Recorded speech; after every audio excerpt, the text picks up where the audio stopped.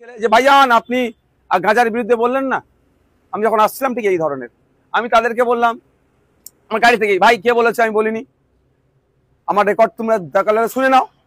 তখন ওরা আরো কিছুজন সাইডে আসলো, আমি বললাম গাড়িটা দাঁড় করো। বাবু, আমি আবার গাড়িটার কাঁচটা খুলে, দরজাটা খুলে গাড়ির ভিতর থেকে আমি একটু বাইরের দিকে বার হলাম। তো বললাম যে আমি কে বলেছে বলিনি, তোমাদের কথা শুনে গিয়ে আমি ওখানে বলেছি না ভাইজান আপনার স্টেজে যারা ছিল তারা নাকি গাঁজা ব্যবসায়ী, গাঁজার ডিলার।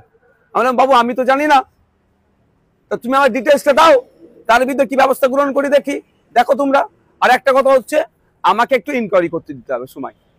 এই বলার মধ্যে ওই কিছু সবাই চিৎকার চাচ্ছে, সবাই ওই অভিযোগটাই করছে। আমার সাথে কেউ খারাপ আচরণ তখন পর্যন্ত করেনি। যেটা সত্য কথা সেটা আমি বলতে হবে, মানুষকে জানতে হবে যে অ্যাকচুয়াল ফ্যাক্টটা কি। তারা বলছে আমাদের এখানকে শেষ করে দিল। অনেক মাও ছিল, অনেক বাপেরা, অনেক বয়স্ক, অনেক ইয়াং ছেলে, কলেজ পড়ুয়া ছিল, ভাইজান আমাদেরকে শেষ করে দিচ্ছে। আমি বললাম ভাই